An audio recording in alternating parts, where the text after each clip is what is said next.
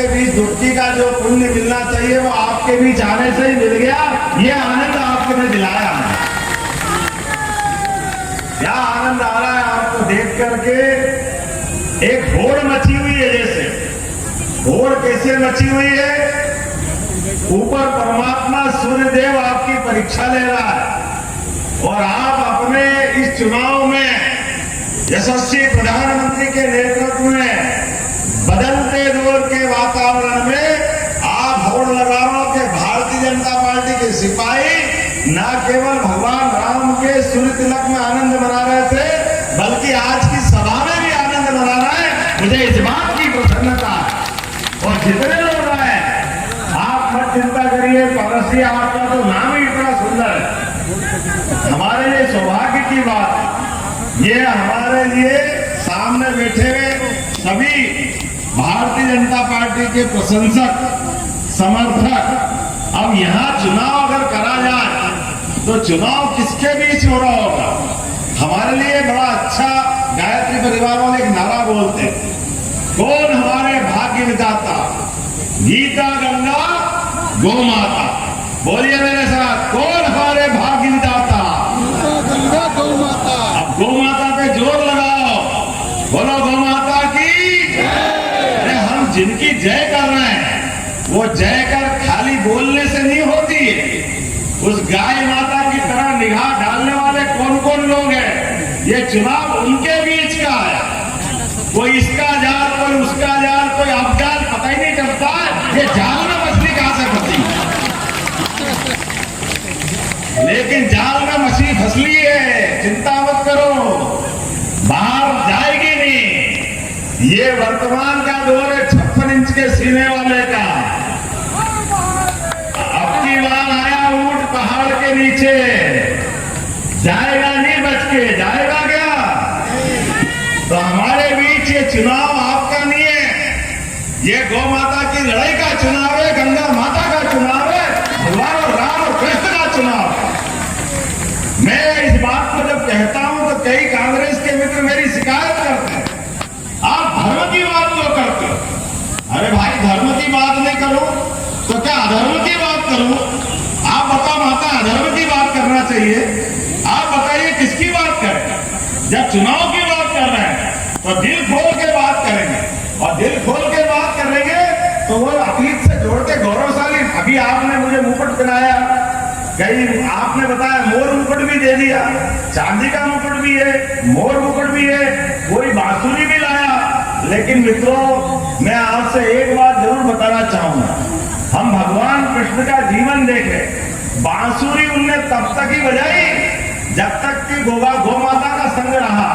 लेकिन जैसे ही कंस वाले लोग आए हाथ में उनके, तो कंस के संहार के समय उनने बांसुरी एक तरफ रख दी और अपने दूसरे हथियार सुदर्शन चक्र से इनका काम तमाम चालू कर दिया। चैन की बांसुरी तो तभी बजेगी जब तक कंस और कंस की वृत्ति के लोग खत्म नहीं होंगे। कंस वाले लोग उनके मुकाम पे जाएंगे और ये भाजपा के लोग कीचड़ में कमल ऐसे ही नहीं खिलाते हैं। हमारे लिए ये सौभाग्य की बात है। हम सब जिनको मानते हैं, जरा उनके अतीत को देखें, भगवान राम को देखें, जिनने जीवन में सदैव संघर्ष किया, अलग अलग प्रकार की उनकी परीक्षाएं हुई, लेकिन उन्होंने धर्म का मार्ग नहीं छोड़ा। अपने आप के जीवन से सदैव उन्होंने अपनी मर्यादा का पाठ पढ़ाया। लेकिन हमको मालूम है 17 लाख साल पुरानी बात, वो थोड़ा ज्यादा पुराना हो गया त्रेतायुग, द्वापर जरा नजदीक है, ये 5000 साल पुरानी बात। दोनों एक ही थे, भगवान राम हो या भगवान कृष्ण, दोनों में कोई अंतर नहीं है। लेकिन दोनों में जो मूल अंतर है, एक ने अपने जीवन में मर्यादा का धारण करके, मर्यादा की सबसे बड़ी पराकाष्ठा करके दुनिया के अंदर अपना जीवन का आदर्श उत्पन्न किया, और दूसरे हुए गोपाल कृष्ण। आप भगवान की प्रतिमा तो देखो, क्या प्रतिमा है, क्या आनंद आता है। उनके ऊपर के अंग से लेके नीचे तक के हर अंग में एक मुस्कुराहट है, एक आनंद है और एक बांकापन है जो दूसरों को सीधा कर देता है। हमें इस बात का आनंद आता है। गोपाल कृष्ण भले ही थोड़े अपने में डूबे हैं, लेकिन जो जो उनके सामने आया आड़ा तिरछा, तो ये माखन मिश्री और मेरे हाथ में हथियार दे के लोग आनंद ऐसे ही नहीं लेते हैं। मुझे इस बात की प्रसन्नता है, यदुवंशियों ने जब जब अन्याय हुआ, जब जब आतंक बढ़ा, जब कोई गलत मार्ग पे गया, उसको सही मार्ग में लाने की अपनी बड़ी भूमिका हजारों साल से अदा की है।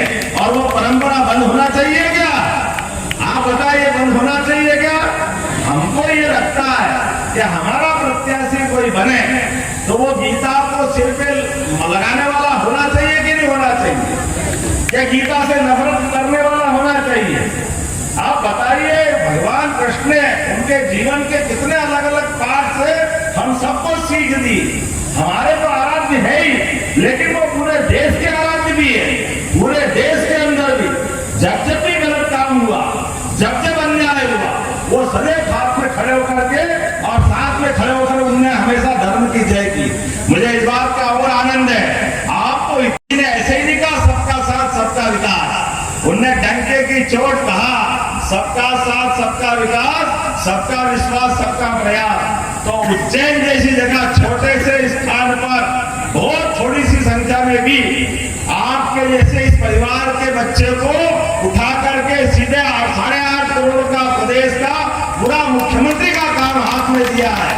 ये नरेंद्र मोदी जी की विशेषता हो सकती है, ये भारतीय जनता पार्टी की विशेषता होती है। ये सबको साथ सबका विकास, लेकिन सब दूसरे सामने है, वो कहते तो सबका है, लेकिन करते अपने परिवार का ही। वो अपने परिवार के अलावा किसी पे भरोसा नहीं करता, ये उनकी अपनी लाइन है। और बोलते क्या क्या है, कल ही एक बहन जी इंटरव्यू दे रही आज तक, और वो इंटरव्यू में क्या कह रही, बहुत अच्छी बात कह रही। उनके भाई साहब चुनाव लड़ रहे हैं, पहले अमेठी बर्बाद कर दिए, रायबरेली की तरफ बढ़े हैं, क्या रायबरेली से लड़ेंगे?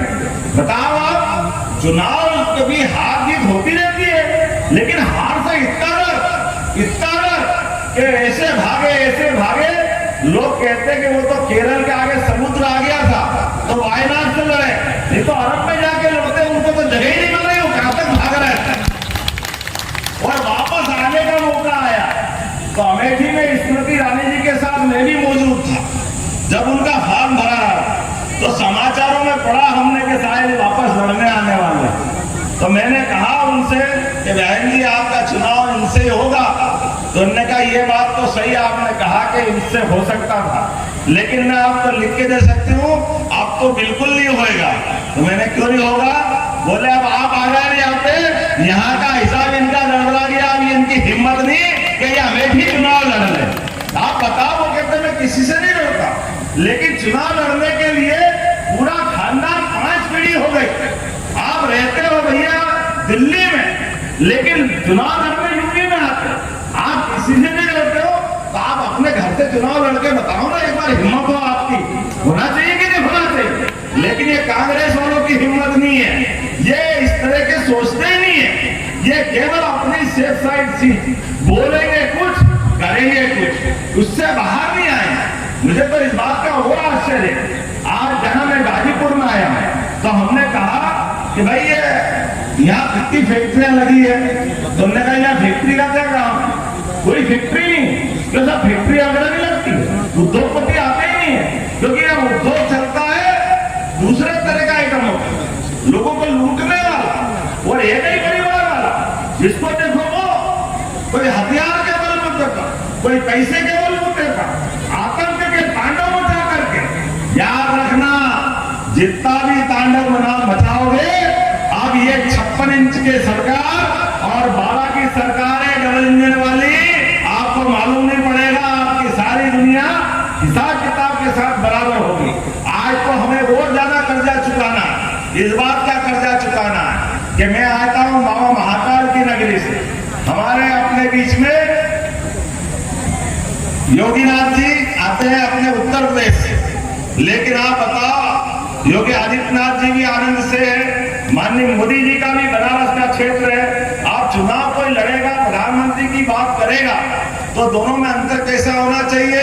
जब वो वहां से प्रधानमंत्री के प्रत्याशी घोषित हुए माननीय नरेंद्र मोदी जी, तो उत्तर प्रदेश में सरकार भाजपा की तो नहीं थी, ठीक है भैया बताना, तो 2014 में ये सरकार थी क्या? अगर आप प्रधानमंत्री की बात कर रहे हो तो आप में इतना दम चाहिए कि नहीं चाहिए? वो बाबा विश्वनाथ का आशीर्वाद लेने आए और बाबा विश्वनाथ ने क्या दिल भर के आशीर्वाद दिया कि पहली बार में एक साथ पूर्ण बहुमत की सरकार 2014 में बना करके उनके हाथ में देश सौंप दिया। और वो देश सौंपने में एक के साथ दूसरा संकेत भी था। ये जो गाजीपुर और गाजीपुर के गाजे बाजे वाले जिनका आतंक चलता था, ऐसे देश भर में कभी टिफिन बम फूटते थे, कभी साइकिल बम फूटते थे, पूरा देश आतंकवादियों में था। और यहाँ से लेके वहां तक एक ही नारे लगाते थे, इस देश का कहते थे, और देश के बाहर जाकर के दूसरे की बजाते थे। इस देश में लेकर के पाकिस्तान जिंदाबाद करने वाले, मुझे इस बात की प्रसन्नता है। वो पाकिस्तान के जिंदाबाद करने वालों को उनके घर में घुस के मारने की हिम्मत किसी की रही है तो भारतीय जनता पार्टी की सरकार की रही है। आज किसी की हिम्मत नहीं है हमारे देश के अंदर, देशभक्तों के बीच में आप पाकिस्तान जिंदाबाद करो, डूब मरना चाहिए आपको कोई अधिकार नहीं। हमको तो इस बात का आनंद आता। और आप देखो, याद करो, मोदी जी की पार्टी को तीसरी बार क्यों सरकार में लाना चाहिए? आपकी तो ज्यादा जवाबदारी है। हम सब याद करें, भगवान राम अयोध्या में मुस्कुराना है, मुस्कुराना कि नहीं मुस्कुराना भैया बताना। लेकिन मुस्कुराते देख करके बहुत सारे लोगों का पेट खराब हो रहा है, उनकी छाती पे सांप लौट रहा है, उनको पसंद नहीं कि भगवान वहां मुस्कुराए। और मैं बाबा महाकाल की नगरी से आता हूँ, आप बाबा विश्वनाथ के पास में हो, ये दोनों धाम में भी आनंद आया कि नहीं आया? बाबा विश्वनाथ का आनंद आया कि नहीं आया? बोले बाबा विश्वनाथ भगवान की। जब उनका आनंद आ गया, महाकाल लोक का आनंद आ गया, और आप कभी याद करना, हमारी जवाबदारी तो और बढ़ जाती है। द्वारका कोई गया कि नहीं गया, अभी जाके देखना। द्वारका के पास भेड़ द्वारका, और भेड़ द्वारका जाने के लिए पानी के जहाज से जाना पड़ता था, पानी के जहाज से। नरेंद्र मोदी जी के लिए जोरदार अभिनंदन करो आपके माध्यम से। नरेंद्र मोदी की सरकार दूसरी बार बनी और उनने वो टंटा ही खत्म कर दिया। हमने 17 लाख साल पहले रामेश्वरम का पुल राम सेतु सुना था, लेकिन अब द्वारका के अंदर जाने के लिए माननीय मोदी जी ने पुल बनवा दिया हमने भगवान के दर्शन करने के लिए। अब हम बाकायदा सड़क मार्ग से जा सकते हैं। आपके पास कार हो, जीप हो, कुछ नहीं हो तो मोटरसाइकिल, साइकिल हो, या पैदल भी जाना चाहो तो आप वहां तक जा सकते। ये एक बड़ा काम किया मोदी जी ने, और उससे बड़ा काम क्या किया है आप ये भी याद रखना, ये मोर पंख जो भगवान ने जीवन भर अपने मस्तक पे धारण किया, उन्होंने वो डूबी हुई 5000 साल पुरानी भेड़ द्वारका डुबकी लगा करके पानी में भगवान के प्रति आस्था दिखाई है। मोदी जी ने ये हमारे लिए गौरव की बात। बोले गोपाल कृष्ण भगवान की।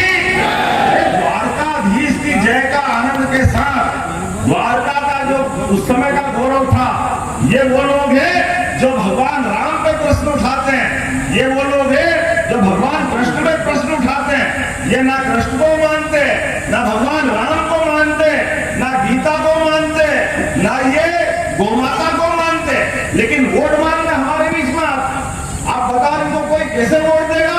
और वो भी तब जब चुनाव हमारे ये 2024 का गया कि आने वाले समय में गंगा वालों को जमुना जी बुला रही है। बोलो बुला रहे कि नहीं बुला रहे? गोपाल कृष्ण भगवान की। आपका अपना वोट अब जमुना जी के कृष्ण कन्हैया के लिए आपने मेरे को मटकी तो दी है यहाँ पे, लेकिन मटकी फोड़ने के लिए आप सबको निमंत्रण दे रहा हूँ, मोदी जी की सरकार बनाओ और आनंद के साथ धूमधाम से हम मथुरा में मुस्कुराएंगे। मुस्कुराना चाहिए कि नहीं मुस्कुराना चाहिए?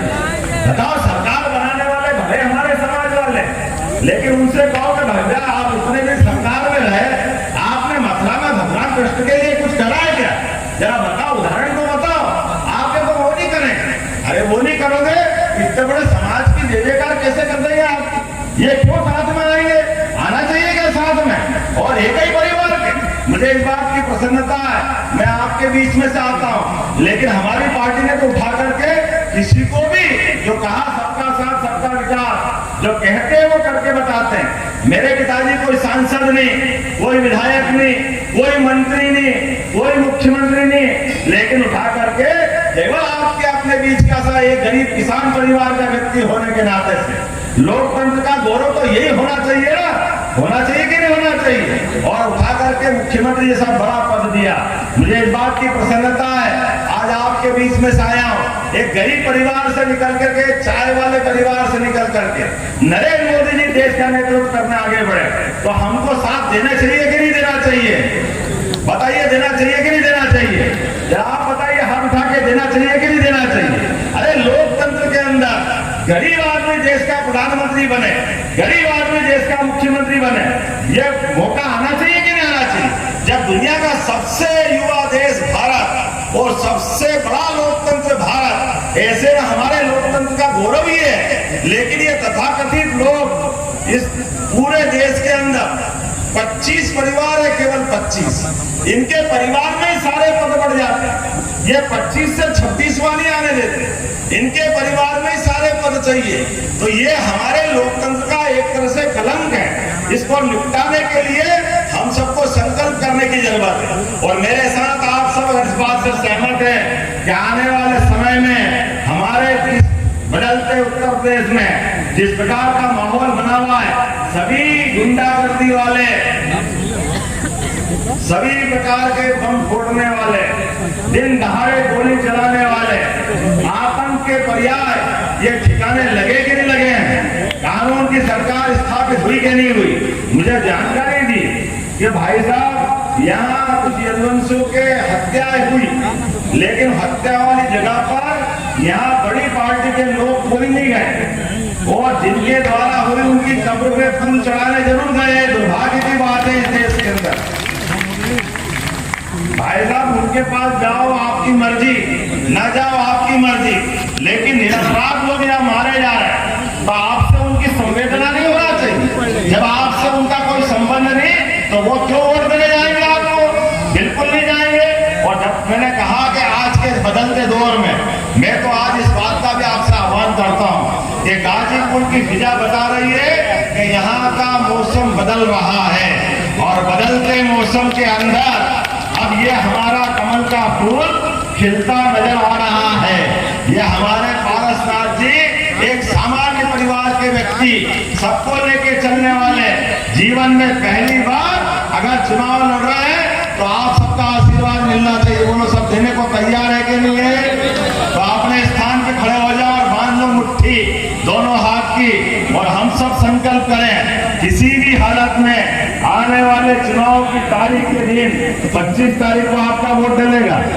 ये और अच्छा है, 5 दिन और आनंद मनाओ, जो दुश्मन की छाती पे मूंग डालो, घूमो अच्छे से, एक एक वोट पकड़ के लाओ। आराम से आराम से चुनाव के निर्वाचन को लेकर आया था। मुझे इस बात की प्रसन्नता है कि पूरा वातावरण भाजपामय है। माननीय मोदी जी के नेतृत्व में जिस प्रकार से काम हो रहा है, और खासकर ये तो आतंक का अड्डा है, ऐसे में माननीय मोदी जी और योगी जी के माध्यम से डबल इंजन की सरकार चलेगी, और तमाम प्रकार के ऐसे गुंडा तत्व जो चुनाव में जीतते हैं, निश्चित रूप से जनता की मदद से वो हारेंगे, और एक बार फिर यहाँ लोकतंत्र की जीत होगी। मेरी अपनी ओर से शुभकामना भी, और जनता से अपील है आने वाली 1 तारीख को भारी मतदान कर भारतीय जनता पार्टी को जिताएं। मुख्यमंत्री जी